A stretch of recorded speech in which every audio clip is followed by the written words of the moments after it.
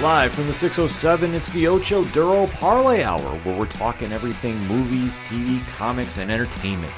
Join in the conversation on social media with the hashtag ODPH, because here we go.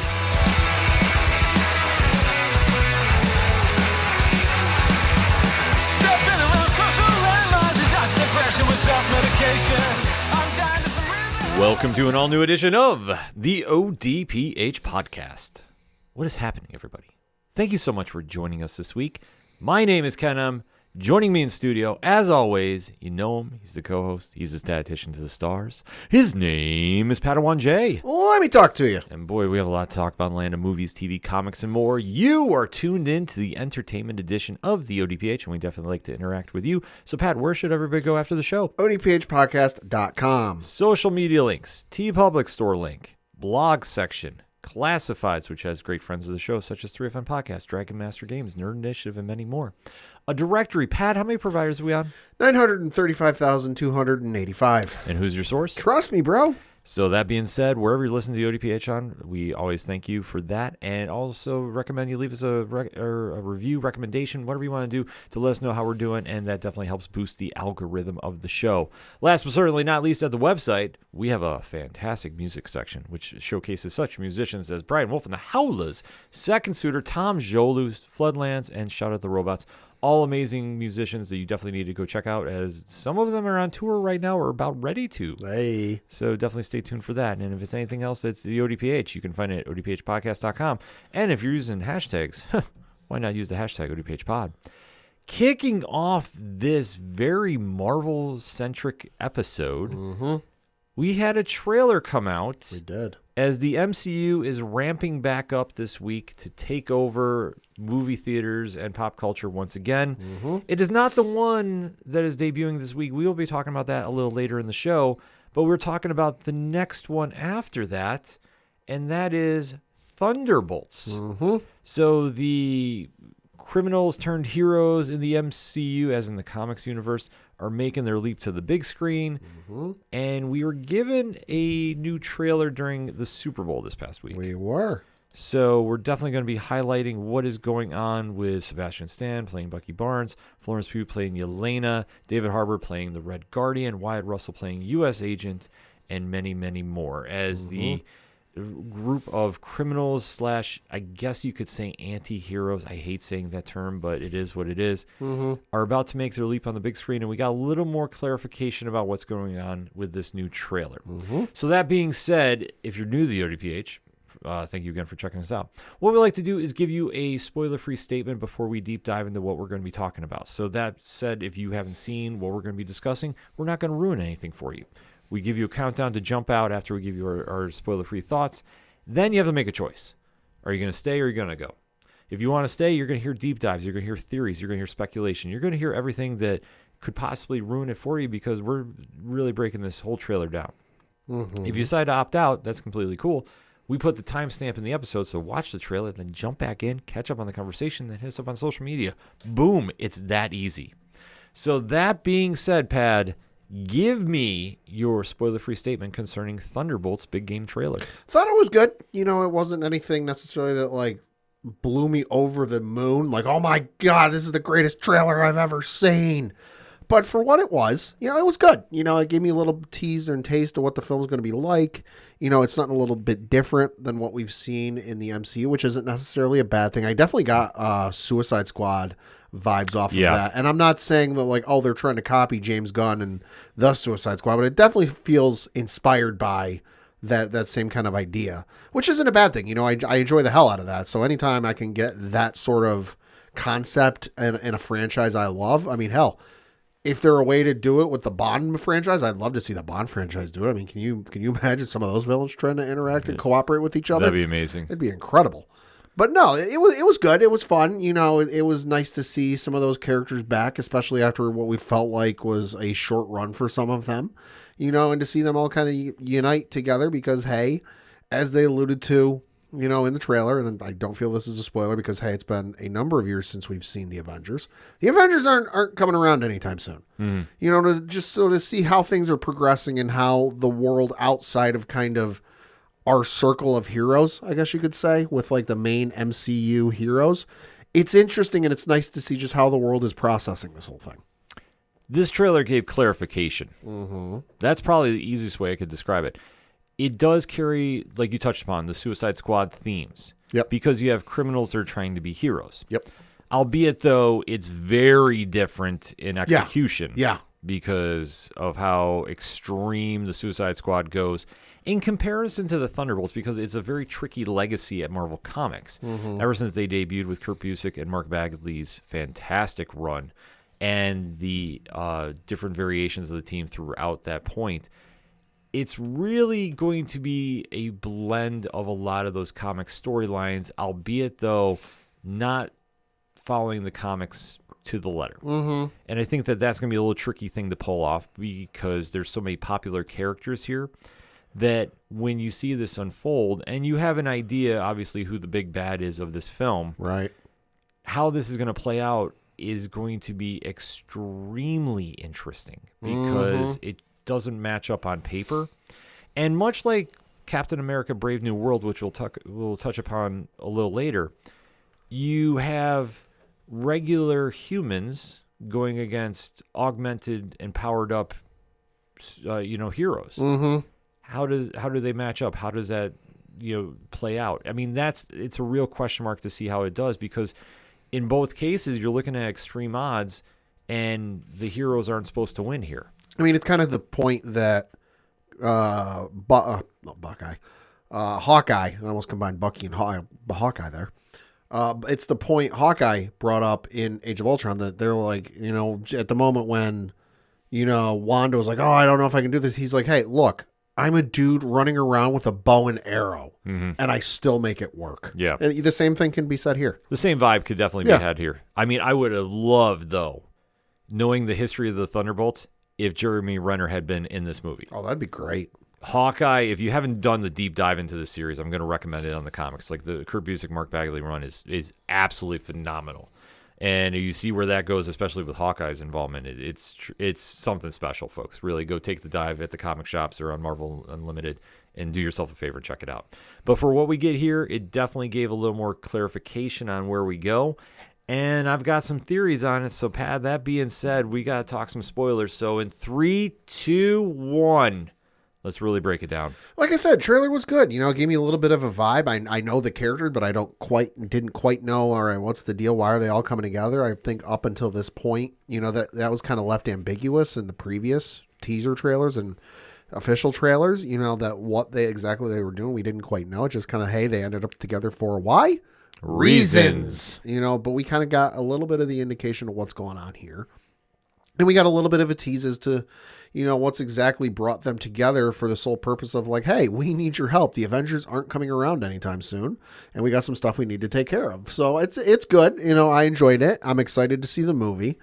And it's one of those movies that I'm going to be going into where like I don't really have any expectations, which is weird to say for a Marvel movie this far into things, where I'm not going into it looking like, okay, well, I know from previous films, that X, Y, and Z happened, so we might see some resolutions to this. There might be a little payoff from that. You're not really getting this, at least in my estimation. And so going in blind, I think, is kind of a good thing. It definitely is. It will help.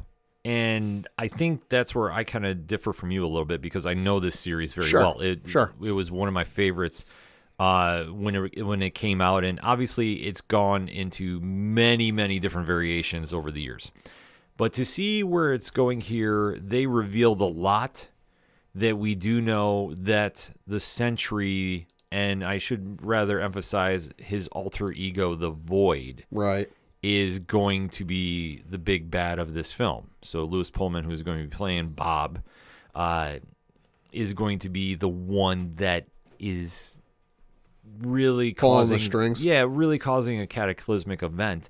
And to see how this is going to play out with these street-level heroes, because let's face it, that's what they are. Right. It's a real David versus Goliath. So it's not to say it's completely impossible for them to win, but I think by the time it's all said and done, it's going to have a thinned-out cast. Mm-hmm. And I think if they come back for round 2, we will have a shakeup in the lineup. Probably. And I wouldn't doubt a few possible Avengers joining. Could be. because as this trailer starts off, we get this shot of New York City, and we get a court case going on with who, Pad? That would be one Julia Louis-Dreyfus, who is returning to the MCU or making another appearance in the MCU as Valentina Allegra de Fontaine. Yes, so the Contessa is back, and she has been slowly recruiting all of these characters. I mean, we've seen in the bonus scene involving Yelena, how she was trying to get her involved. Obviously, that was in Black Widow. Yep, the U.S. agent, which was at the end of Falcon and Winter Soldier.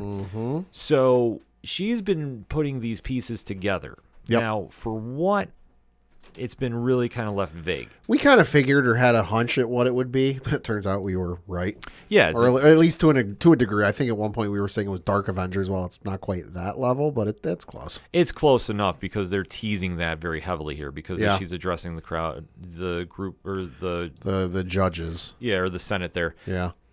She's literally saying the Avengers aren't coming. Yeah. And what she's trying to do, and at least what I'm interpreting, is she's trying to get a presidential pardon for all of those villains that she has recruited, because then we get a shot of Sebastian Stan in the crowd. Now, we're not saying he's on the stand. Right. Even though it would make sense because Bucky's history is very, very messy. I'm guessing this is some sort of like Senate or even, like a congressional committee, because this there's more than 8 folks here, so this isn't the Supreme Court. No, I was guessing the UN. They're not robed. No, I don't think it's the UN, because there's 2 American. When the scene first starts, there's 2 American flags in the background there, so I don't think it's the UN. And plus, the room would be a lot damn bigger. Case in point, see whichever episode of X-Men '97 it was. Well, no, true with that point, but I think they could definitely mix it up a little bit because it does have the international heroes involved. Yeah. So, but I think this is some sort of like governmental hearing, congressional hearing, Senate hearing, like whatever it is, because once the scene cuts from Dreyfus to the folks sitting there, there's more than 8 folks, so it's not, and they're not robed, so it's not the Supreme Court, and they all are in suits and ties with like what are they, pins on their jackets, so it very well could be like American flags or some sort of like thing on there. So I'm guessing this is some sort of something has happened, or the government's trying to put something together, because of, let's face it, there's a giant fucking robot head sticking out of the South Pacific still that we're finally going to get addressed, in or see in the Captain America movie here this weekend. So maybe they're finally like, hey, there's a lot of stuff going on. We don't have the Avengers. We don't have their number. What do we do?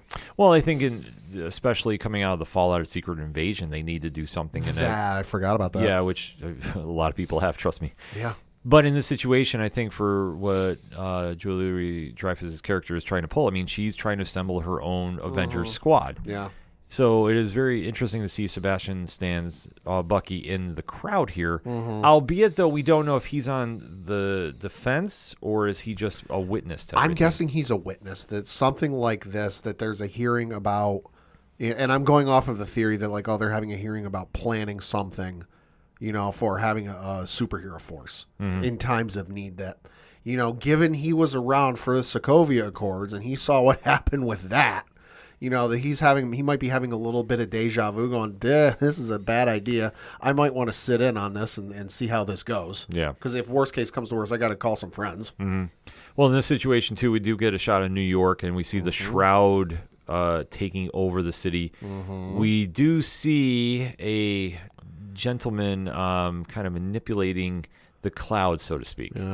Weather wizard. No. Yeah. Well, in this situation, we do know who this is, and that's Louis Pullman being the Void, the alter ego of the Sentry. So, which, no shock here, obviously, when the Sentry is involved, the Void is not too far behind and raining terror on New York City. So when you're seeing all this play out, it does kind of give a little idea what's happening. But as we see, this is where Bucky is now assembling the team, because he, at one stage here, has a few people captured. I was going to say, I'd say assembling a team here is using that term very loosely, because 2 of them are, well, 3 of them, it looks like, I can't tell at least two of them. The third one I can't tell are handcuffed behind their backs. The third one, John Walker, is tied to the chair, so they're not exactly there willingly, it looks like.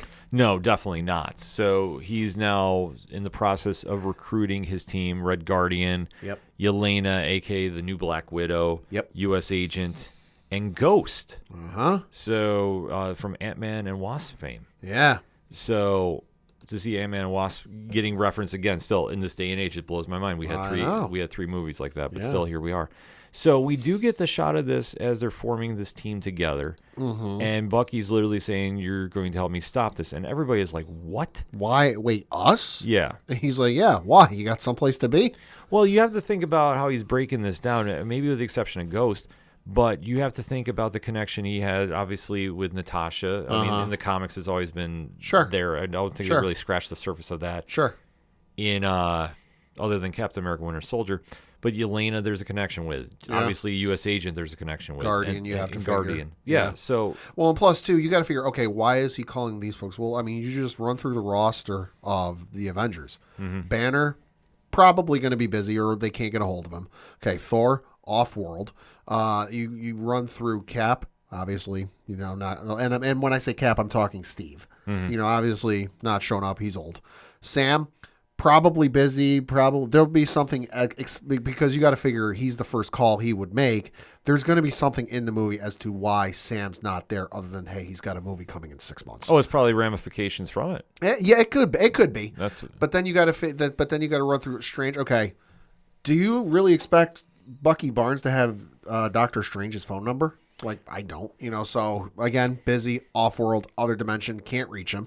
So it's really come down to it's not exactly my A list, B list, or C list I would put together, but hey, it's a list. Well, I think in his situation, he needs to do some dirty deeds done dirt cheap. Yeah. You're not going to go get a high-profile hero and say, like, hey, we're on a hit mission. Yeah.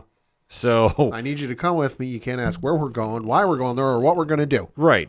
Which car are we taking? Exactly. That's what he's recruiting right here, because everybody on the screen has got a little... Yeah, they got a little red in their ledger. To say the least. So as he's recruiting, it's kind of getting forced the issue with. Mm-hmm. But also you have David Harbour's humor to kind of balance everything out. Oh, sure. Then we go to a shot of Yelena skydiving off of a building. Uh-huh. And I think that she's going to be the character we really want to watch in this film. Yeah. Because I think, obviously, with what happened with Black Widow and the ramifications, it's been a while since we've seen her on screen. Where is her head at? Well, I mean, we did see her briefly in the Hawkeye series. Right. But it was for a cup of tea. Well, it wasn't much. For a cup of tea, but still, like, where is she at now? Especially, she has to kind of work with some teammates, and she's never really been good with. Yeah. So it kind of plays into that aspect. I think the other thing we're going to see in this is just kind of, can they trust John Walker? Because the last time anyone put any trust in him, a certain incident got live streamed across the internet. Well, the problem with him, and I've said this since day one, and trust me, if you really want to go through the archives, ODPH listeners, you can find it. It's his favorite character ever.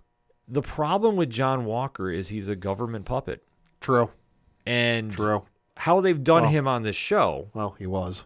Well, let me put it this way. In the comics, yes. Yes. In the show, they haven't gone to the extreme level that they did in the comics, but he's on that trajectory. Yeah. But they are really trying to make him redeemable, which I think is so weird, knowing the character. Mm-hmm. But Wyatt Russell does a great job with it. Oh, yeah. I will never bash his acting of him. Oh, yeah. No, he does a phenomenal job. But they do make his character very, very different than they do in the comics. Well, everyone loves a good redemption story. Right. So it's a good comeback story. It still messes me up seeing that. Because basically he's one of the biggest. It'd be like the new Harry Potter series that's coming out on HBO in like 5-10 years, whatever it is, trying to make Umbridge a somewhat likable character. It would blow my mind. Yeah. So like I say, when I watch him, I'm just like, I don't understand how this is going down, but it is. But we'll see. But I could see him being so loyal to the Contessa that he does something. So we'll have to see. But yeah, so he's trying to be the voice of reason. We get a great action shot of guards trying to stop them. Now I think this is kind of interesting in this sequence because the Void would not need security like this. No. So I'm wondering if they went against the Contessa. Could be. And they're now on their own mission, and she sent obviously CIA soldiers to stop them, and Could didn't. be. So, and because then they go to the shot of her in the limo, and she's talking with somebody, and she's like, "I can't imagine a worse group of people trying to work together." Then we get a shot of David Harbour relaxing at home, Being David Harbour. Yep, just doing crazy things like that. We get a shot of Yelena and John Walker not knowing who's who. Yep. Trying to shoot at each other. Yep. And, a little comedic moment here as Where things were are you? going. Where were you? Right. Then we get a shot of a mountain. Now, I'm making a bold statement, but I'm not saying this right. I'm going to say this is Thunderbolts Mountain. Could be. Which in the comics, if you, like I say, if you understand where they started, this might just be a cool Easter egg. Sure. I could be completely wrong, but that's where I'm going with it because I really think they're going to try tying a little to it. We see Elena is going there. We do see Ghost show up, and how she's going to play out. And they do show a little shot of a building exploding. It's not in the U.S., I can tell you that. It's somewhere out east. Right. Like far east. Yeah. So this is where we also see Yelena watching, and it's something she must have did because she walks away like she mic dropped. Yeah. As this plays out. Yeah. Then we get a shot of Taskmaster in full swing. Taken on Wyatt Russell. Yep. So we do see the... which I think that's the scene we saw from the teaser trailer, the first trailer, where they were all fighting each other, and that was when they first came together. They're like, wait, what is going on? Yeah. Then we get another shot of Yelena who has to make captured, and she's kind of like slow interrogating them. Just kind of teasing a little bit, like threatening what they're going to do. And so somebody is duct taped. Yep. And then we see the shot of Bucky with his arm in the dishwasher. Because, of course, that's where you store it. Yeah. Then we get another shot here of guards coming with laser scopes. Laser sights, yeah. Yeah, so some business is really going down. So they're going after somebody, and it looks like the U.S. agent. Yep. So they've crossed a line somewhere. Now, it's not to say exactly who, what, when, where, but we're definitely thinking something's going down. Yep. So then they do a quick shot of Harbour and Stan driving in the truck, ramming it through the building. So this is where they fight the security people. Right. Then we get a shot of Yelena checking out some chemicals. Yeah. In a science lab. Hard to say. It's hard to say what this is. Maybe this is going back to the super soldier serum. Maybe. It could be. I'm just kind of speculating a little bit out loud because something has to happen here that they're going to a lab. I don't necessarily know why. And then we get a quick shot of, U.S. agent in the back of a car. Nothing really there, just a kind of fun moment. Then we get to something that I think is really standing out. We see Bucky swinging at somebody, and there's a voice that's going over thinking you were going to be some great saviors. They stop his fist, and you see Yelena's look of fear. And same with Bucky, because whoever is holding this arm rips it off. It's his vibranium arm. Yeah. So we see flying in the next frame outside of the new Avengers Tower, because Contessa has bought it. Of course. We see someone in all black flying, and this is the Void. So this is, like I say, the alter ego of the Sentry, so we do know who this is. Yep. On the ground level, you're seeing Black Widow, Red Guardian looking up in the sky. And I think this is back to the explosion we saw a little bit ago, where Yelena's walking away in a mic drop moment. See, I'm going to say no. Okay. I'm going to say this is where it's the Void, but it's the Sentry too. Right. I think this is where the Void kills one of their members. Oh, maybe. Maybe Taskmaster. I know who you're pulling for. Well, of course I'm pulling for U.S. agent. There's no joke about that. I can't stand John Walker. Love Wyatt Russell, but I can't stand John the character, Walker. right. Yeah. But I think this is going to be Taskmaster that gets killed, because we really haven't seen a lot in this film concerning. So that said, if it's a bold killing of somebody in broad daylight like that, that might have something to do. But then there's also the shot too, which doesn't really add up, of the Red Guardian getting shot put out the window. Yeah. Where I don't know where he's going to land. Use the Force, Luke. Well, we should ask Mace Windu about that. Oh wait, we can't. He's dead. Yeah. So then, as they are coming out of the building, the next shot, this is going back to that whole sequence where they're fighting the soldiers. And Yelena is literally saying, we can't do this. No one here is a hero. So there's the group shot of the 4 of them. Well, I mean, Bucky could. He's an Avenger. Right. So they're kind of having that realization. But then they go to the David Harbour giving that father-daughter talk. Yep. To Yelena and says, like, when I look at you, I don't see your mistakes.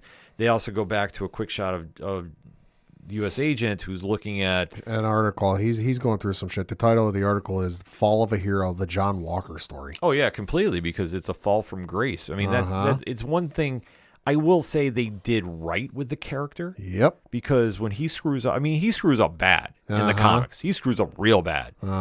So, but he can't handle that because of like what that role meant to him. Albeit though he was a little brainwashed after in the comics. But we are talking spoilers. So it does kind of make sense that he's going through that redemption arc. But this is also like, this is where the team starts rallying around each other. And you get the quick shot of the group there. As they move things forward. So it's the point of the movie where like things are at their lowest, they don't think they can do it, they're ready to give up, and then the motivating speech comes through. Yeah, so this is where it kind of plays out and works itself in this favor. Yeah. So like I say, there's a lot of very cool things to have. And then they mentioned about Thunderbolts, and you see the team is not exactly happy to hear that name. Bucky's exasperated, gives it an exasperated look on his face, and he just goes, can't call ourselves that. Yeah.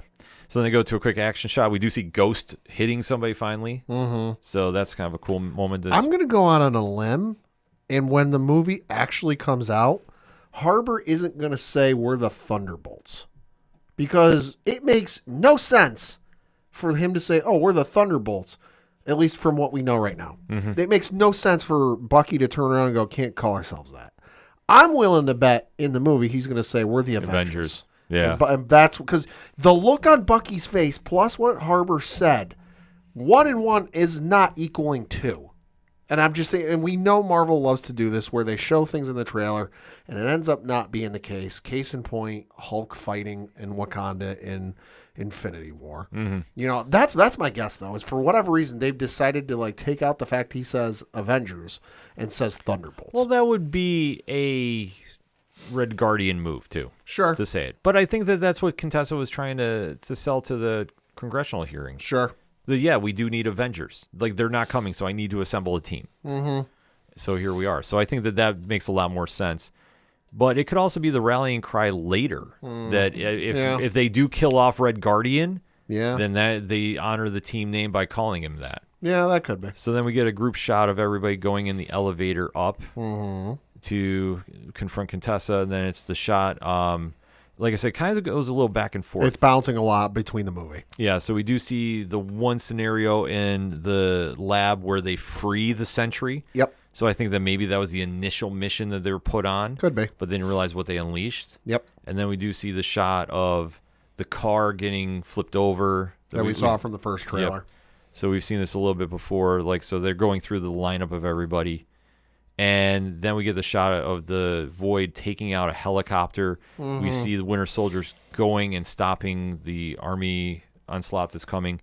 We get the shot then of basically New York City coming down around them, in the sense of like there is just the Void's carnage. And you're seeing, though... It's a lot of action. Yeah, it's a lot of stuff going on. But then you're seeing Ghost, U.S. Agent, and Red Guardian trying to hold up a side of a wall. Yeah. So, and then, like I say, this is where the team is coming together, and this is where Red Guardian's giving that real, inspirational speech of, like, we could be on the box of Wheaties as heroes. So, like I say, there's just a lot of action sequences going back and forth, and he's pushing for the kitty toy, too. So, which I say, this is just big action. But then the cool shot that I think is here that I don't think we're really emphasizing a lot about, Yelena is walking right into the Void with no fear. And right behind her is everybody. So we do see Ghost, we see U.S. Agent, we see Red Guardian. So I'm assuming Taskmaster has been killed at this point. Could be. Because we have not seen a lot. You got to take these trailers at face value for what they are, because, again, they showed Hulk fighting in Wakanda in Infinity War, and, well, movie time, that never happened. True, but I think just for how little we've seen, I'm like, I think somebody might... Also, let's not forget they had one of the 3 Spider-Men. Not the 3 Spider-Men, when the No Way Home trailer, or Far From Home, whatever, the third Tom Holland movie trailer came out. you had the three villains launching at Peter, and Lizard's face was getting knocked in the air by nothing. Yeah. Again, take these trailers for what they're worth. Exactly. But it finishes off with the fun moment of Yelena, U.S. agent, and Red Guardian driving the car away, and she goes, Alexei, have you slept? And he's like, I sleep when I'm dead. And Walker goes, U.S. agent goes, well, I'd like to not die today. Yeah. So maybe somebody else should be driving? Yep, and then the car goes flying over like we've seen in the trailer before. So May 2nd is the date it's coming out. I mean, Pad, final thoughts on this? Excited to see it. I'm going into this kind of blind. I know who the characters are, but I'm not expecting too much. I'm not going in going, oh, well, we should see this get set up and that get set up, and then this sets up, the big bad for the next Avengers movie. So it's nice to go into one of these movies and really not have a ton of expectations. I think maybe the last time I went in like this was when I went in to see Shang-Chi.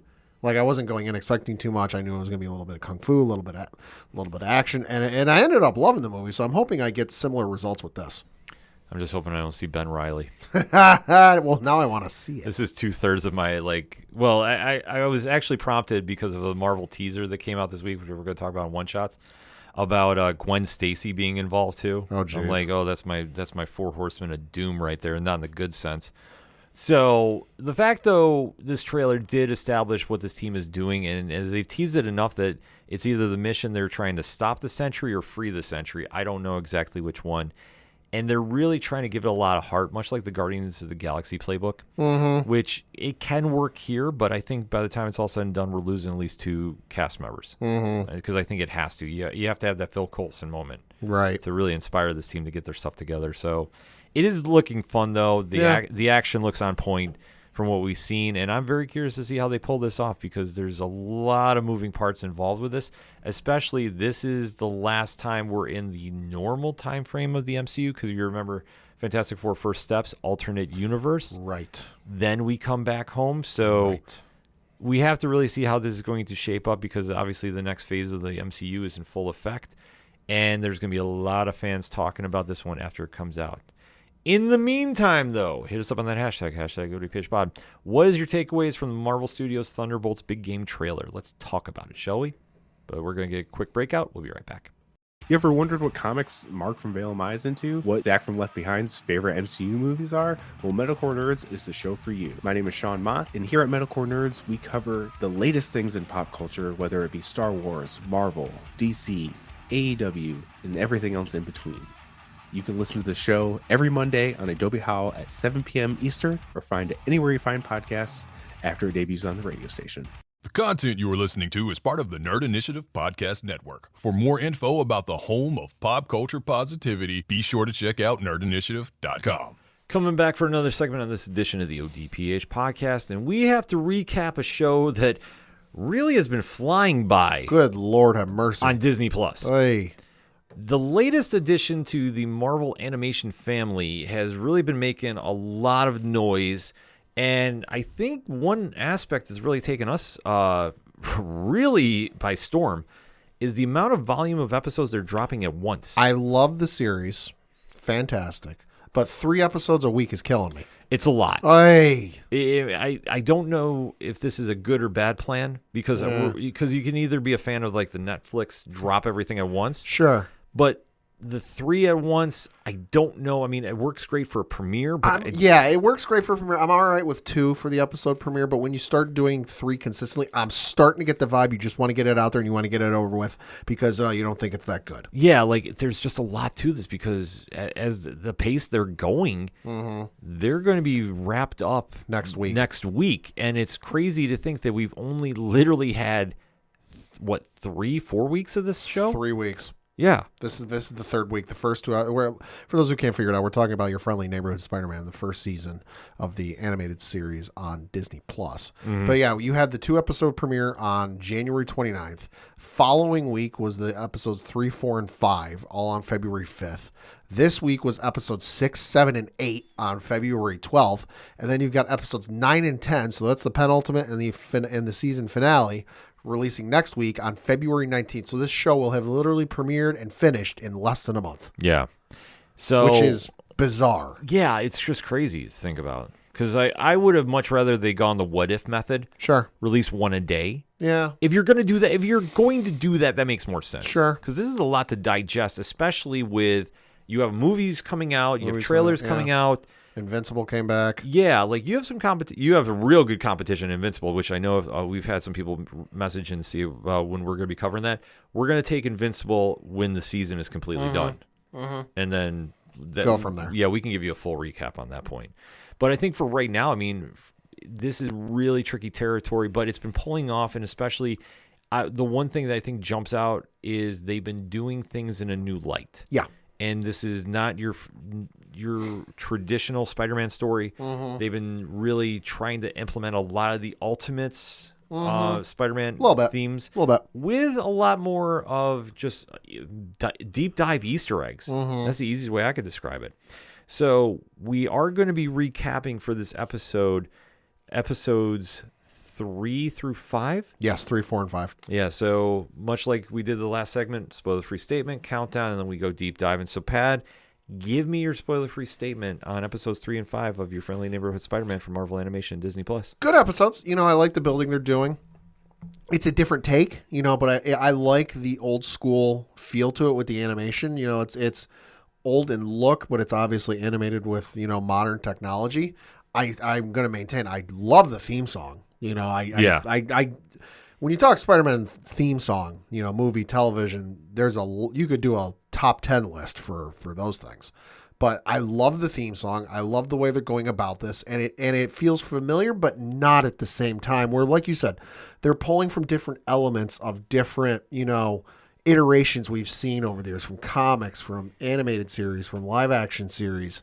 And it feels like kind of a best of multiple worlds. Yeah. But it also at the same time doesn't feel like, they're doing the part of the origin story from the Ultimates universe with Bendis in the early 2000s. They're doing the learning part from the Tobey Maguire film and Spider-Man 1. It doesn't feel like that. It's like, okay, you can very clearly see where some of this is inspired by that, but it's not a direct one-to-one copy. And I like that. And the series has been great thus far. Yeah, it's definitely really stood out on its own. And they're taking a lot of deep dives. But they're still keeping that core essence of young Spider-Man. Yeah. So either you really love his teenage years or you don't. And that's the one thing that you really have to decide when you watch this show, because they really go into different directions and they're really challenging what you already know. So if you're somebody like me, I love seeing stuff like this as long as it's good quality, and the show has been. Absolutely. The show has been very good. Sometimes when it goes for shock value, it just doesn't click. Right. But when you have somebody the likes of Coleman Domingo voicing Norman Osborn, I mean, you can't lose. Yeah, I was really curious who was voicing him, and then I looked it up. I'm like, oh, that guy. Yeah, it's Strand. Yeah. From Fear the Walking Dead. I mean, that's all I need to know. I'm like, okay, I'm in. And especially what he's done with his character has been really fun. So to see where the adventures of Hudson Thames' Peter Parker goes, we're going to have to do that deep dive, but I think it's been very solid thus far. So let's get into spoiler talk. So, Pat, in 3, 2, 1, let's really break it down. Like I said, the series has been good. I like kind of the way they're building it and, making it a real origin story without rehashing the origin all over again. Listen, we've seen Uncle Ben die. I can't tell you how many times. I don't need to see it again. I know the story. Everyone knows the story at this point. But it still feels like an origin story. But it's like when you play through a video game and you go through the tutorial section at the beginning, and then if you go to replay through it in like New Game Plus or whatever, you don't play through the tutorial section again. Hey, we've seen the origin story. We've been through the tutorial section. We can skip the tutorial. So I like the fact that we're not kind of rehashing and dwelling on that. But it's there.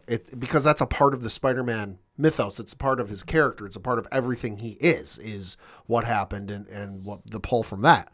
So I like that we're not, dwelling on it, but it's still there. We're not ignoring it, and I just like the build they're doing. This feels like, at least that I can remember, other than there was the one they did in the 20 teens or almost in the 2020s on Disney XD, where they had the one Ultimate Spider-Man show going, and then they had the other Avengers show where they kind of crossed over, but they really didn't. This one feels like at least, okay, it's starting as a Your Friendly Neighborhood Spider-Man series, but there's the potential, should this go well, that it can expand into something further. And if it does, I'm excited to see that.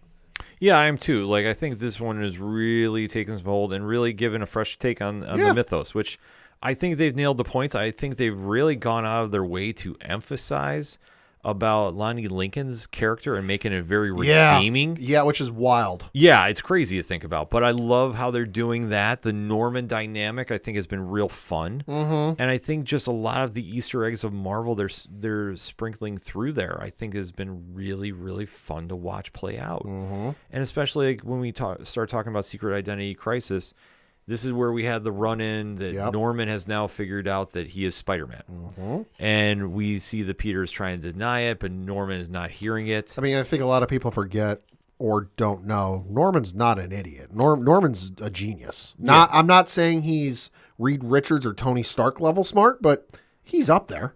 Yeah. So it's hard to pull one over on him. Oh, completely. So when you start seeing this, all transpire, it really throws the dynamic off completely. But then you start going into where Norman wants to go, because basically he is saying, they have the private dinner, and he's like explaining like, I've been keeping an eye on you for quite some time because you saved my son. Right. So obviously, there's something special about you. Right. And he knew that somebody who could create the Spider-Man technology had to be smart. He wanted to know who saved his kid. So the internship was, basically a farce to like, all right, let's just figure out who it is. And he stumbled across it. But how devious is that? I mean, that's Norman Osborn. I know, but like I say, for everybody thinking he's having a redemption arc, no. That is some Go ahead. serious, like, Norman, deep-rooted. You can paint a turd any color you want. It still smells like a turd. Oh, exactly. Like I say, it's Norman. He can put on whatever mask and whatever fancy suit he wants. He's still slimy underneath. Yeah. Oh, completely. So when you start seeing this kind of play out, you're like, oh my God, like really, like this is what we're doing. I'm like, yeah, I'm watching this play out. And I'm like, okay, yeah, there it is. And especially with who he's got in that internship program. Amadeus Cho. Yeah. We know that Janine, who's the daughter of Taskmaster, and Asha, who's got ties to Wakanda. So like I say, it's interesting the mix of characters they have for this. Yep. Because especially how things will eventually go play out. So like I say, to see this go is very, very building of something more sinister down the roads. But Peter turns down the internship. Yep. But or the partnership, yeah. Because, like I say, there's a weird Batman and Robin thing he wants to do with them, and it's just not happening. But he keeps the internship because it helps with the bills at home. Yep. So then they start flipping the attention to Lonnie, a.k.a. Tombstone, and who's been trying to be on the straight and narrow. He wants to avoid football player. Yeah, he wants to avoid the gang life. Yep. But his younger brother gets entangled with the 110th Street gang. Yep. And when Lonnie goes to confront him, this is where he's literally told he has no choice. Like, if you want him out, you have to give me something. Well, and he tries to take him home. Like, listen, you don't belong here. You shouldn't be here. And the brother doesn't want to leave. Now, we don't find out here what happens down a couple episodes down the road. We find out why. But initially, when Lonnie tries to take Andre out of there, Andre's like, nah, I'm good. Like, I want to be here. Yeah. So it is kind of a, real crazy sympathetic arc they're really trying to build up, because Lonnie doesn't want any part of this, but yet he feels he has to. And the gang's leader, Big Donovan, is like, hey, listen to the kid. Said he wants to be here. And that's when Lonnie makes the deal with Big Donovan. Like, okay, let's make a deal. You let him leave, I'll take his place. Yeah. And he thinks about it. He goes, deal. Yeah. So while this is taking place, we do see that Spidey has to come across some other foes. And this is kind of like the crazy thing, because, I mean, one of them has fancy boots, the other has fancy gloves. And to see who they turn out to be, I thought was a very interesting deep dive. Because, well, the one is Speed Demon. And the other's Tarantula. Yeah. Which I was like, okay, this is a very cool flip of characters that I was not expecting. I liked it. I loved it. I was like, this is great. Because this is something I think this series especially does very well. And this is the start of kind of one of the overarching themes, Yeah. Plot points, I guess is the better phrase. That if it seems like this is happening for a reason, well, it is. Yes.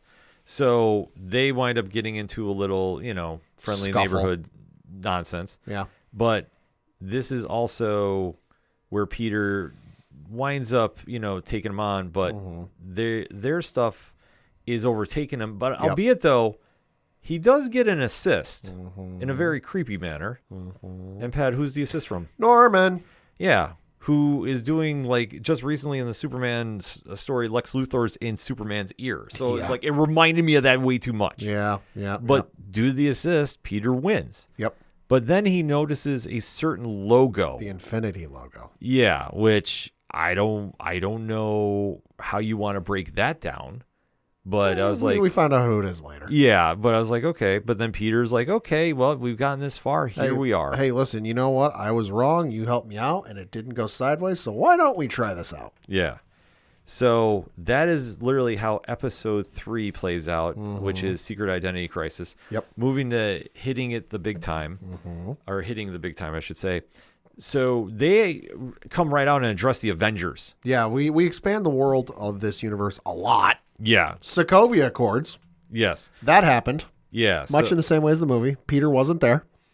Yeah. So, obviously. Yeah. So it's kind of like a wild, play of what is going on here. And then you start seeing like the pressure about doing this. And Norman says, you know what? We need to be the faces of superheroes in New York. We need, like, he starts kind of, like I say, they're doing this pair. Because the future of the Avengers at this point is kind of in question because, well, they broke up. Yes. So during this, we see Peter is now trying on different superhero suits. I have no idea if these were, like, based on, like, some previous incarnation or anything. I got the vibe of, like, because you think back to, what was it, Superman and Lois, or Lois and Superman, whatever it was, on CW with, like, you had the first suit on there. But, like, I loved all of these. I marked out. I'm not going to lie. I saw the one, and I was blanking on where because it was such a deep dive. It was the Identity Crisis ones. Oh, okay. So it was Red Hornet. I was like, oh, my God, they went there. I was not expecting this because that is you talk about a reach, that is a reach. Right. Because that's when he had the 4 different identities, and eventually they rolled out into their own team book. Right. Like, it was kind of crazy about how that happened here with the squad, but it was legitimate. So when I saw the one, because it's the one that he's got the wings and the Hornets reminded symbol. reminded me of Nightwing from the 70s. Yes. Yeah, like I said, there was a lot of that going on with it. So to see how that absolutely blew my mind. I'm not going to lie about it, folks. I was sitting there going like, are we really doing this? Because especially that team is because they eventually roll into a team in the comics, but just to go back to that era, like I love the deep dives, like the Slingers. I think it was the team name, the Slingers, which that's where the 4 characters went on to form their own thing after. So either way, do yourselves a favor and just go through those to really track it down. So they wind up settling, though, on a suit that I thought was kind of very familiar, Pat. Yeah, it's kind of the same look and feel as the suit we're used to, but not the right colors. Yeah, mostly white. Yeah, because it's the Future Foundation one. So it was kind of cool that they did that. Yeah. But so, like I say, another deep dive because that is a brief moment of time when he was part of the Fantastic Four. Right. In later years. Right. So then the story does shift back to Lonnie's, and Big Donovan sends him to go get food for the gang. It's like some taco place or whatever. Yeah. And when Lonnie goes, he winds up crossing into gang territory, and that is the Scorpions. Which heard that name, I'm like, well, I know who this is. Oh, yeah. So we knew Max Gargan was around here somewhere, and sure enough. Not far behind. Yeah. So we see that Lonnie's trip turns out to more or less get him more entwined with the gang life, because when he goes back and he's telling like Big Donovan like, hey, I nearly got jumped, so thanks a lot for nothing. Right. And Donovan more or less set him up because he goes, now that whole group knows who you are, so you now are tied to us whether you want to or not, because if they see you on the NFL field, well, guess what, they know where to find you and they know where to find your family. Yep. So it's dirty schemes done, but this is one thing that Lonnie is getting manipulated this entire time. Yeah. Oh my God, yeah. But to see this where he's going to eventually go, yep. I mean, it's a crazy take, but I love it. It's a slippery slope when he goes head first. Yeah, but I love how they're setting this up, the slow burn for it. I think is really cool. So then when Peter winds up stopping a group of bank robbers. He goes back to Oscorp, and, well, he does something that he probably shouldn't do, and that's start revealing his identity. Well, he's real excited. He walks in there. Well, swings into Norman's office, and he starts rambling and going on about what just happened. And I love how the scene plays out, that he's talking. And then the scene cuts to looking at the desk, and you see Norman Osborn sitting there doing the motion across his, with his hand across his throat, like, stop, don't talk. Yep. But by now, he's already taken the mask off, and that's when he reveals his identity to none other than Harry. Yeah. So there'll be trouble there. Yep. But then we get the final tease for this episode, and that is Mila, who's one of the guards. She was the unicorn. Yep. She winds up taking the money. Yep. That she was part of the group that stole, and gives it to somebody to get some weaponry. Yeah. And who is the benefactor of this? Otto Octavius. Yes. Doc Ock. So Doc Ock is now become a weapons dealer in New You York get the City. feeling we're setting up for something here? Yeah. Certain six? I that's the minute I was feeling. Because we already got, we got the Scorpions. So Scorpion ain't far behind. We've got Norman floating around, so hey, there's Green Goblin at some point, because hey, he turns into Green Goblin in every iteration. We've got Doc Ock, so we got 3 of the 6. Just saying. I mean, it's always been something that with Spider-Man he has to deal with. Mm-hmm. And it's crazy to think that it takes those 6 villains and the interchanging lineup that's involved. Right. He has enough problems with one. How does he defeat the 6? That's the ultimate question. But somehow he finds a way, which is crazy too. Mm-hmm. But then that's where we jump into episode 5, The Unicorn Unleashed, because we see Mila now has a helmet. Yep, can shoot lasers. Yep.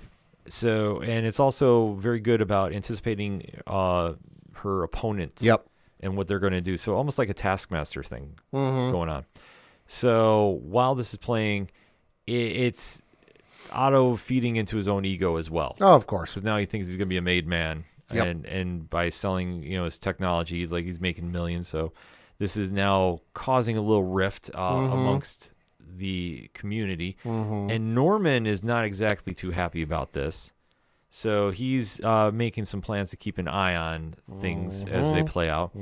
But he also says, with how things are becoming more busy for him, well, Harry knows about Spider-Man. I don't have the time to do this. He does. Yeah, so Harry is now being the partner to Spider-Man. He's the Oracle in this instance. Yeah, which I thought was really, really surprising. Yeah. Because Harry in this show has not given that vibe. No.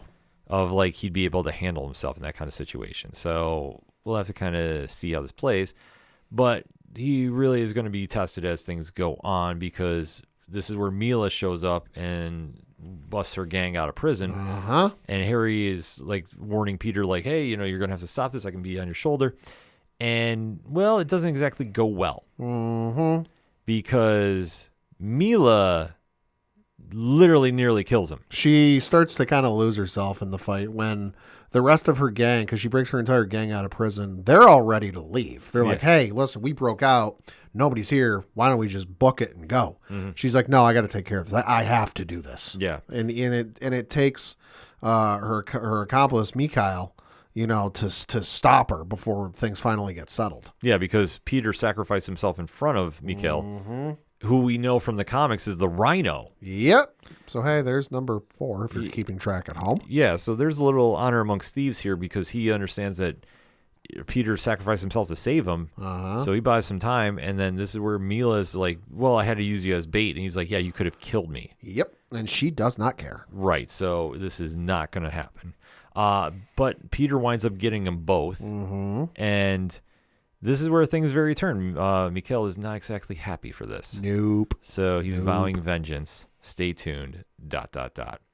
Then we go back to a little storyline that we've been having for a while, and that's Peter and his best friend Nico. Who he's got the hots for. To watch a movie, and, well, Harry winds up joining them. Well, yeah, because it's I forget what they said the movie was called, but it sounds like it's some super rare, never been released, or re-released cut of a movie. that like the indie house or art house or something nearby in town is showing, and she's like, oh my God, like this is the greatest B movie ever made, and it hasn't been seen the light of day in however many, we have to go. And it's like, oh sweet, I'll buy the tickets. Like, we'll go take care of this. This will be awesome. Harry and Peter are debriefing on what just happened. And he looks at the clock and goes, crap, I'm late. And that's when, Harry's like, oh, and we don't see it, but, it's inferred. Like, oh, Harry goes, oh, hey, I'll take you. Yeah. I'll take you over there.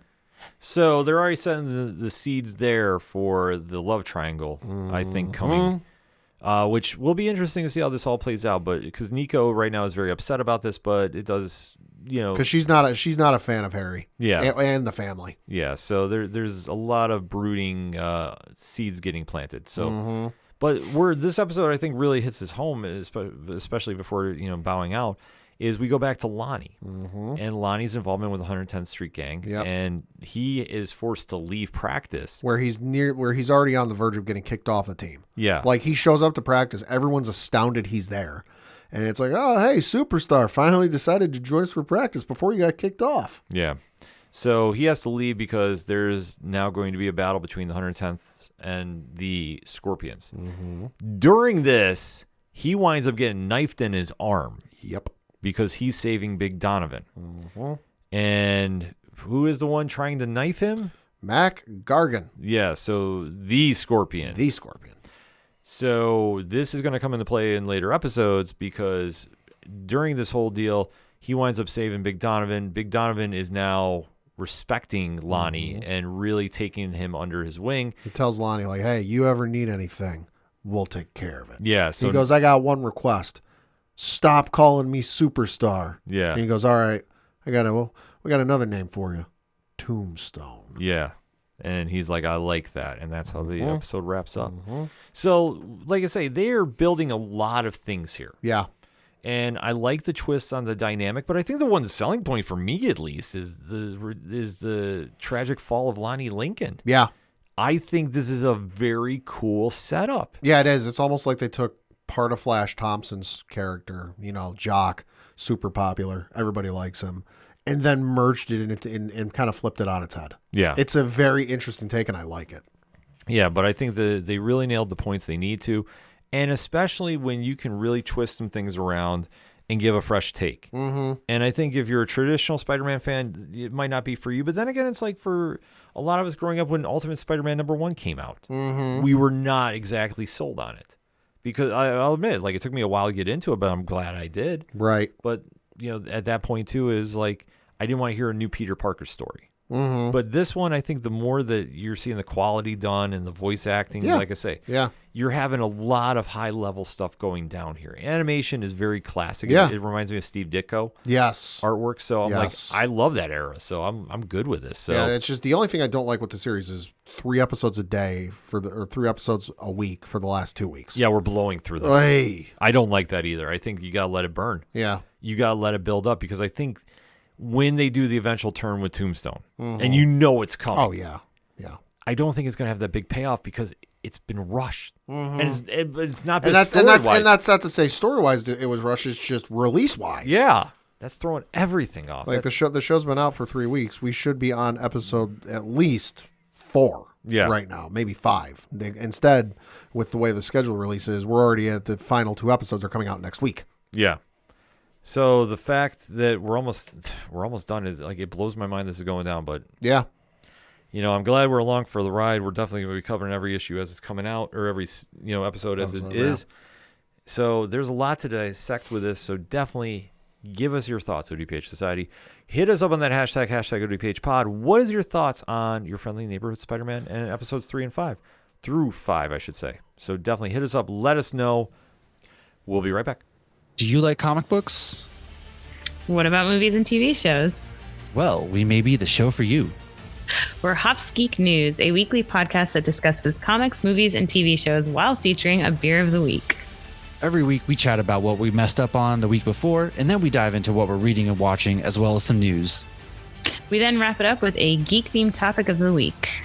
You can find us anywhere you listen to podcasts by searching Hops Geek News. Cheers. Coming back for another segment on this edition of the ODPH podcast, and we said we were going Marvel heavy. Well, this weekend I think is probably going to kick off a very, very big year for Marvel in 2025. The cinematic universe is back in full swing with Captain America: Brave New World. Yeah, baby. So Anthony Mackie is reprising his role as Sam Wilson, a.k.a. Captain America. The last time we saw him was Falcon and Winter Soldier. A couple years ago, yeah. Yeah, it's been a while. So he is now intertwined into a government conspiracy involving the president, who is Harrison goddamn Ford. playing Thaddeus Ross. So Thunderbolt Ross is now the president of the United States. I mean, listen, Harrison Ford got an upgrade after the Air Force One. Yeah, definitely. So we do know that Danny Ramirez is back as Joaquin Torres, the new Falcon. Carl Lumbly is back as Isaiah Bradley. And arguably the biggest surprise of who is returning to the MCU is Tim Nelson is back as Samuel Stern, a.k.a. the leader. The last time we saw him was in The Incredible Hulk of 2008. Wow. Yeah, it's been a while. So how he's in the mix is anybody's guess, but then there is a wild card in this as well, too. And that is the one and only Giancarlo Esposito. And he's not making chicken. No, he is not. He is playing Sidewinder, who, if you know your Captain America lore, is the leader of the Serpent Society, which this is kind of a very wild throwback for me because when Captain America Civil War was first announced, Right. remember the teaser they did was Captain America Serpent Society. Oh, yeah, that's right. So now they're coming back to it. And how this is all going to play out, the only thing we really got from the trailer, this is espionage. Yep, definitely in the same vein of Cap 2. Yeah, Bradley, and with his background being in the comics, we know him as the first African-American Captain America. To see like he is now being possessed in this situation. Something's going on. To attack Yeah. Harrison Ford's character, and this is now going to spiral into there is now a siege of the government is the vibe we're getting. Saying he attacks Harrison Ford, who, as you remember, is the president, in the middle of the White House. Yes. Not a good look. No, it's a gala of some sort, so he attacks him right there. Yep. And now there is more things unfolding. Yep. That's really trying to tear everything apart, and literally it's up to Sam Wilson to hold everything together and find the truth. This is going to be fun. Oh, yeah. I think if you love the Winter Soldier, you're going to definitely dig this. The trailer definitely has that vibe. I think everything we've seen of it. Yeah. And I know we say this here all the time. We recommend everybody goes to the movies and make your own decision. Yeah. Because we've lived in this weird day and age where we see review bombing and all this nonsense. I think from everything we've seen in the trailer, we know Sam Wilson is definitely not Steve Rogers. This is true. He's always been his own character, but like much we alluded to on Turn a Page this week, and I think this always holds up. The greatest Captain Americas have always held the ideals of the nation as their strengths. This is how Steve Rogers connects. This is how Sam Wilson connects. Bucky Barnes to a degree. Sure. But I think his path, obviously dealing with the Winter Soldier, is more of a redeeming arc of that sense. John Walker in the comics, enough said. I'm not even one of the worst. Yeah, we don't need to discuss the U.S. agent until Thunderbolts. Yeah. I'm really going to try avoiding that at all costs. But Sam Wilson's character has really been one that I think has won over fans. And especially we saw him assert himself into the role in the Falcon and Winter Soldier. And now we're really going to see what he can do in this lead role. And I have high expectations for this. Am I saying this is going to be the greatest movie of all time? No. Right. But I think anytime you can involve Cap in espionage, I think that's one of his stronger suits as a character.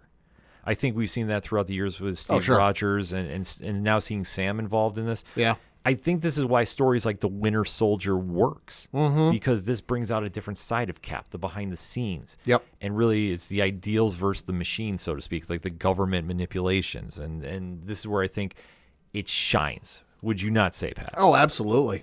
So that being said, I think for this movie, we're going to see a lot of crazy action going on. And I know the popular theory is, well, how can the the Captain America stand up to the Red Hulk? Listen, Steve Rogers has been able to handle Bruce Banner. Steve Rogers stood up to Thanos. Yeah. Sam Wilson will be fine against General Ross. Yeah. No, I'm not too concerned with that. In fact, I think their fight scenes will be very short. I think the Red Hulk will be an interesting mix into things, but I don't think it's going to be a focal point. Right.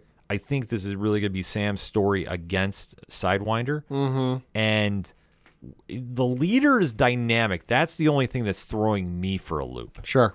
Because we know that history with the Hulk. So maybe he's going after General Ross. Probably. That's the only thing that makes sense to me. Probably. But the only thing that I fear with this movie a little bit is the same thing I've said when we do two villains at the same time. Sure. It's tough with screen time to really establish this. And I think trying to do this, you're almost asking for problems. Probably. But we'll have to wait to see how this plays out. But I'm very, very interested to see how this is going to play out with the leader in the mix. Mm-hmm. I think this could go either really good or really bad. I think it will go good. Oh, yeah, I do too. I mean, I think the leader is going to be like the main villain of this, and that, listen, the Red Hulk is there, but he's just a means to an end. Yeah. And I think where we come out of this, it will set the tone for Thunderbolts. Probably. I don't think we'll have anything to do with Fantastic Four. No. Fantastic Four, separate universe. I would be surprised. Like, well, no, unless they tease about like multiverse or something along that lines. But I think this one is going to keep very grounded. I wouldn't doubt we have a tip off to Ironheart in some way, in some small capacity. I don't think so. Because I think anytime you're dealing, we don't even know when Ironheart's coming out. Ironheart's coming out in June. Oh, okay. Yeah, so I do know they'll be moving some stuff up there. And, whatever they want to kind of play, that'll be something to watch as well. Yeah. So, that said, I think this is going to be a big bucket of win for people. I think you just have to really know that this is going to be much like the same vein of the Winter Soldier, but you're dealing with a lot more superpowers involved. Right. And I don't know how that's all going to blend together, except it's going to be entertaining. I'm sold on what I've seen in the trailer. Oh, I am too. I think this looks absolutely incredible. And I'm really got high hopes for this, and I hope this kind of spirals into more of this new phase of the MCU, because we know after this, we have Daredevil coming out in March, Ironheart is coming out in June, Fantastic Four July. Right. Then the next live action, if I'm not mistaken, is Wonder Man? Maybe. Late in December. And I know they got the Eyes of Wakanda and Marvel Zombies coming out September, October, respectively, I believe. Captain America Brave New World releases in February. Daredevil Born Again March 4th. Thunderbolts is on May 2nd. Ironheart is on June 24th. Fantastic Four is on July 25th. That's so far that I can see. Yeah, so I think this will be a very good pace setter for where we're going. Here we go. Here's a better one from IGN. So, yeah, you got Cap is in February, Daredevil's in March, Thunderbolts is in May, Ironheart's in June, Fantastic Four is in July, Eyes of Wakanda is in August, Zombies is sometime in October, Wonder Man is sometime in December, and then the next one is Avengers Doomsday, which is in May of next year. That's crazy that we're already getting next year Avengers Doomsday. Mm-hmm. Does it not feel to you like we're rushing into that? Nah, not really. Because I was going to say, like, we don't have that long build-up. Not that we necessarily need one. But I mean, we have. It's just been kind of a mixed bag of results. Yeah. The thing folks got to remember is Avengers Endgame came out in, 2018, 2019? Avengers Endgame released it. Avengers Endgame came out in 2019. Yeah. It came out in 2019, so it was already 6 years ago.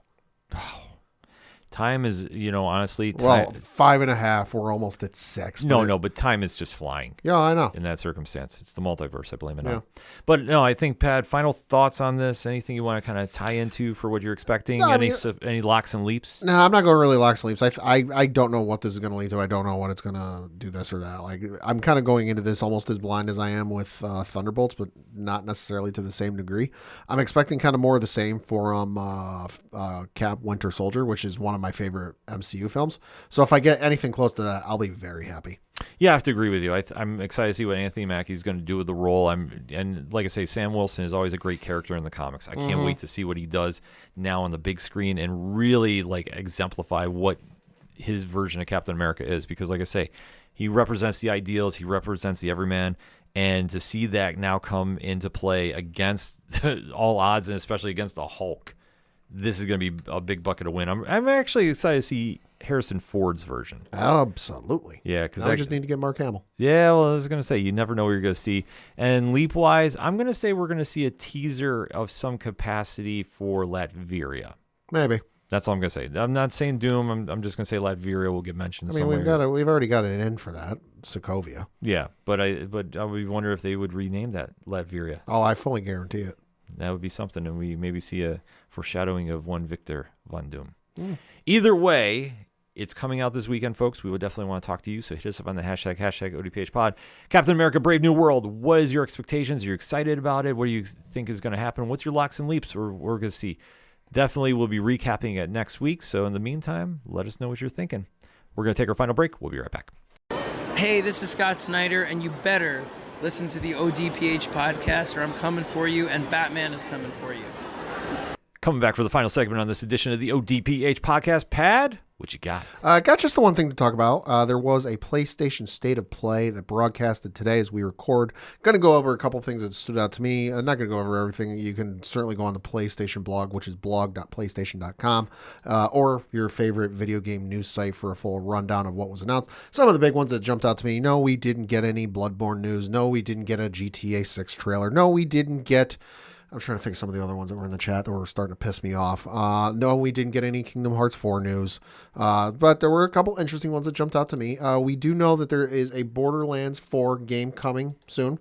Trailer was revealed a little while ago, but we did get a new trailer showing off the gameplay. And hey, if you play Borderlands, you're familiar with it. Looks the same, but with some added new mechanics to it. Not sure I'll ever be able to pull those off in-game if you watch the trailer, but hey, looks cool.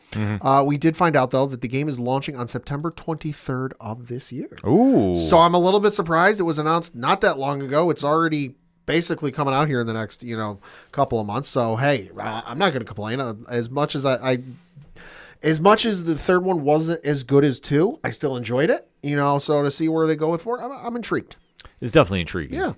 Then we got some new details and a release date for the upcoming Metal Gear Solid Delta game. Now, if you're not familiar with what that is a remake of Metal Gear Solid 3, Snake Eater, which of course came out in 2004. And that is that the game is going to be coming out on August 28th of this year. So a lot of people excited for that one. The trailer looked cool. I got to admit, it looked like some of that familiar Metal Gear Solid action, but in stunning modern graphics, so that looked cool. And the last one that kind of threw me for a loop because, well, the studio behind this, Ben Studio, was working on something else. It was like a live action service game or something that got canned, and then, nobody's quite sure what was going to happen. But we did find out that their first game, Days Gone, of course, the game that was featured Sam Witwer, of course, from Star Wars fame and from Supergirl fame and a whole bunch of other things. He's a very well-known actor in the kind of pop culture community. Days Gone's getting a remaster. And then it's coming to PlayStation 5 on April 25th of all days. Interesting. So this is going to be a game that if you bought it on the PlayStation 4, you can upgrade to the PS5 version for $10. I played through the PS4 version. It was okay. It was fun. It was unique in that, your primary mode of transport around this world or this map, which I think, if I remember correctly, was set in or near, it wasn't set in, it was set near Seattle. So the Pacific Northwest of the United States, a little bit of a unique territory in terms of, post-apocalyptic zombie stories. But your primary mode of transportation was a motorcycle. Motorcycles are loud. Motorcycles tend to attract hordes of zombies. Yeah. It was fun for a while, but for me, it just kind of got a little too repetitive. And I kind of lost interest with it after a while, so I never really finished it. But hey, if you didn't get it initially with that, definitely give it a try. It might be something you enjoy. But yeah, the fact that we're getting a remaster for it, I had no idea. So hey, cool, good for anybody who did not play this around the first time. Yeah, it definitely sounded interesting. I mean, you know me, it's not really my cup of Java, but I'm definitely intrigued by it. Sure. So let us talk some comics. This is a big week at the shops. Pad, what are you picking up? 2 things I'm picking up. I think both of them are actually Marvel related. Yes, they are. First one is One World Under Doom, issue number 1 from Ryan North. Cover art is incredible, by the way. This one reads, One World Under Doom. 6 months ago, Dr. Victor Von Doom became Sorcerer Supreme, then disappeared behind Latveria's closed borders. For most, there's enough going on in the world that Doom's absence is not a priority, and some time without him feels like a blessing. Only a few recognize it for what it truly was, the calm before the storm. It is a storm that has now arrived. The world has woken up to a new reality. Dr. Doom, Earth's Sorcerer Supreme, has magically taken over every broadcast medium on the planet and declared himself Emperor of the world, the ruler of a new united Latveria. And shockingly, impossibly, all of Earth's leaders seem to be going along with this. Luckily, whether it's mind control or Doombots, whatever's affecting them hasn't affected Earth's heroes, and so they quickly form a strike team to stop Doom's machinations. But will they succeed? And what happens when some begin to welcome their new emperor with open arms, clamoring for one world under Doom? Marvel's biggest and most shocking event begins right here with the rise of Emperor Doom #1. This is nuts. I know they've been kind of teasing and building to it a little bit in the Amazing Spider-Man stuff, but the fact that we're here, and let alone the cover, like I mentioned, there's some familiar faces around Doom. I see Hulk, I see Iron Man, I see Cap. Spidey's there, She-Hulk is in the background, Wolverine, Cyclops, Kamala Khan is there, Black Panther. Let's see, we got Ben Grimm. Thinking, what is that on the right side? Is that Bobby or? I think it's Iceman. This Iceman is there, yeah. But they're all bending the knee to Sorcerer Supreme Doom. Yeah, this can't be good. Nothing good comes from this. It's nothing good, but they've been building up since Blood Hunt for it. So you've been seeing the seeds planted, and obviously with the high profile of the Fantastic Four this year, yeah, this makes perfect sense, especially going into Doomsday next year. And then the next one I'm picking up, I mean, you had me sold on the author alone. Yeah, this is wild. And then I saw the title and I went, that's the most insane thing I've ever heard of. I need to read this. Eddie Brock, Carnage, #1 from the incredible Charles Soule. This one reads, quote, the most lethal protector of all. He's been Venom. He's been Anti-Venom. He's been the King in Black. Now Eddie Brock has made his darkest bond yet as he joins with the one and only Carnage. Can he control his new other's endless bloodlust, or will he give himself over to the madness and murder? Writer Charles Soule, Daredevil, Darth Vader, and artist Jesus Saez, Punisher, Doctor Strange, lead us on a journey into the darkest parts of the Marvel Universe with bloody death as our only guide, close quote. If you have never read a Charles Soule story, first of all, what the hell is wrong with you? Yeah. Secondly, Charles Soule is one of the best storytellers in Star Wars today, and I will say in comics in general, he's in my top 5, if not top 3. I'd have to sit down and write that list out sometime. You will not regret reading a Charles Soule story. Charles Soule will go places that you don't think he'll be allowed to go, and he'll go past that line, and you'll sit there going, oh my dear God, I can't believe he did that. This is going to be incredible. This is going to be a must read, and it's going to be one that I haven't read it yet, but when I do, I know you're going to read it, and you're going to go, I need to put this in my pull list. Yeah, the minute that he got tagged to this, I was like, whoa. Like, this was something not on my radar of expectation. So I am very, very intrigued about where we're going with this story. Yeah. So definitely Spider-Man is ramping up, and obviously seeing where Eddie Brock's character is going, and especially Charles Soule writing him, that sells me enough. And then the 3 recommendations I got this week are all the 3 I reviewed for Nerd Initiative this week. 2 are from Dark Horse, 1 is from Marvel. The 2 from Dark Horse, first of which is Star Wars: The High Republic Adventures, issue number 15 from Daniel Jose Older. This one is Iriadu is a battleground. Court, Farzala, and their allies fight valiantly against the Nihil as they vie for control of the planet and the galaxy. But our hero's brave yet meager fighting force is drastically outnumbered by Marchion Ro's vast army. Bolstered by merciless droids and savage war beasts, will help arrive for the forces of light and life before they are overwhelmed. So this one, interesting to see because we got the Battle of Iriadu going on. We do know we are reaching the end of the High Republic as it is here in the near future. So I'm interested. Plus, I want to see, listen, I've been invested in this for like the last couple of years. Yeah. Marchion Ro has not gotten his ass handed to him like I would like to see. I'm desperate to see that. So whether I see it in this series or in a book, I am super invested, and I'm excited to see where this goes. Yeah, this is going to be absolutely wild. Then you've got from Dark Horse, Star Wars Hyperspace Stories, The Bad Batch, Ghost Agents, issue number 1 from Michael Morsi is the author on this, and the description of this is, quote, The Bad Batch is back for another high-octane adventure set during the Clone Wars. Oh boy. Their mission to hunt down the mysterious separatist ghost agent who executed a daring heist on Coruscant. The thief's trail leads Hunter, Wrecker, Crosshair, and Tech to the seediest corners of the galaxy where kingpins and thugs threaten their clones' mission and their lives. Have the Bad Batch met their match? The first Bad Batch solo comic miniseries set during the Clone Wars, written by Michael Morsi, the best-selling author of Star Wars Hyperspace Stories and Burning Fields, and illustrated by Rauri Coleman, the acclaimed artist of Star Wars Adventures, The Weapon of a Jedi, and Captain Marvel. This is a 5-issue series. I love everything about this issue. It was so much fun to see the Bad Batch again after the series ended last year. It was amazing to see us revisit, the Clone Wars. Now, this is set during the Clone Wars. I can confidently say this is not set during season 7 because, well, Revenge of the Sith isn't happening.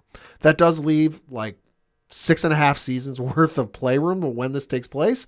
Whether we find out or not, I don't know. You don't necessarily need to, but it's just interesting to see how this plays out. And it's a lot of fun. I'm interested to see where this goes just because we got a brief glimpse of the Bad Batch at the first couple episodes of season 7 of the Clone Wars. That was kind of like their soft pilot, their soft introduction into the Star Wars mythos. So we really didn't get a whole ton of playtime, I guess you could say, with them in the Clone Wars. So to see them kind of operating in that time frame, awesome to see. Yeah, no, definitely. I mean, what you could say, Bad Batch time? That can't go wrong. Enough said. Lastly, certainly not leastly, you've got Amazing Spider-Man issue number 7 from Justina Ireland on this one. And this is The 8 Deaths of Spider-Man continues with his patron, Sidorak, attacking the world. Juggernaut won't just sit aside, but he's not a solo act. The X-Men get involved to help Spider-Man save the world. This one is very interesting for me because I'm going to be honest. Peter, not necessarily the focal point or the driving force of this issue. I don't know when the last time they did a Spider-Man issue where Peter isn't like the driving force behind the story, but he ain't it. He's there, and his story does develop, and boy, he's sure shirking his responsibilities on this one. But he's not the driving force. It's interesting to see, and I'm interested to see where they go just because we're hitting crunch time here, folks. Yep. We're on the 8 Deaths of Spider-Man. One World Under Doom is now here, so what's going to happen next? I don't know, but I'm interested. Especially, too, because the new Amazing Spider-Man series launches in April. Oh, okay. So I think that you're at the penultimate time period Right. there. And obviously, there was that teaser art piece that came out with somebody digging up Gwen Stacy's grave. Yeah, nothing good comes from that. No, I'm waiting to see. I posted that picture online Maybe after Marvel sent it. I'm like, maybe they need one more day. I don't even know where they're going. I'm kind of scared, to be honest. But I want to see how it plays out. So I keep throwing the theories at us on the ODPH social media. I love seeing them, trying to interact with everybody on them. Maybe it'll be one moment in time. Maybe in a parallel universe. I could do this all day. And I hope Galactus eats it whole. Enough said. So for me at the shops, big DC week. First and foremost on my list is Green Lantern Corps #1. So Jeremy Adams, Morgan Hampton are the writers. Fernando Parison is on art. And this is the Green Lantern Corps back in business. Like, obviously, they took a while to get here, but they are here now. Kyle Rayner, Guy Gardner, John Stewart is leading the squad, and there is another member that is joining their ranks for this issue, and boy, you do not see that one coming. Mm-hmm. It's a fun dynamic. I am very interested to see how it plays out, especially after that last page, too. It's going to get a little crazy. Next up, Image Comics, and we had the pleasure of talking to these two gentlemen on Turn a Page a few weeks back. A.G. Lieberman, Mike Henderson, The Hive. This is a very, very different crime story, and it deals with the biology of bees, where you have the queen bee who is found a way to tap into mind control almost. Okay. And the worker bees, you see, there's one by the name of Mason Shaw who is now brought into this mix, and how he's going to survive this is anybody's guess. This is a very different read. I did enjoy this very much. I'm very excited to see where they go. I'm using a lot of very for this because it is very, very different, but I like stuff like this, and I think a lot of people are going to as well. It's not your average crime story by any means. I kind of use the phrase for it, sucks buzz and rock and roll. And this is one that I'm waiting to see the fan reaction for this. But, Pat, here's the cover. Okay. Oh, I hate bees. Yeah. I hate bees. So I know you will not get into this. But that's the only thing I'm going to show you. I have a massive phobia of bees. Yeah. I was going to say horror bees. That's your worst story ever. Yeah, it is. That's like my nightmare come to life. Yeah. So I won't enforce this on you, but I definitely will say everybody should go check it out. You mentioned Charles Soule. I did. Him and Ryan Brown back at it. Lucky Devils #2. This is a wild-ass story. So 2 devils are trying to more or less corrupt 2 of the most innocent people on Earth and really kind of shake things up in the underworld, to put it mildly. Like there's a lot of scheming and dirty deeds done dirt cheap on this one. But damn, this is a fun series. This is wild. This is sharp humor. This is, the struggle of good and evil. There is a lot of moving parts going on with this one, but it's 2 of the best doing it, so you can't go wrong with what they're crafting here. And there's really nothing like this out right now. Skybound Entertainment, Image Comics, Transformers number 17, Daniel Warden Johnson, Jorge Corona, introducing a new Transformer into the mix. Ooh. So this has been a real fun series thus far. It's kind of scary to think Daniel Warden Johnson will be wrapping up shop soon. Wow. But this is really hitting the emotional strides. And like I say, where you see who gets introduced, I'm curious to see how this is all going to play out. So we'll have to keep an eye on that.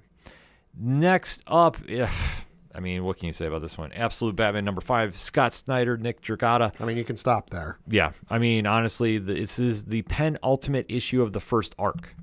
So Black Mask and Batman are having their face off. This is not your average Batman story by any stretch of the imagination.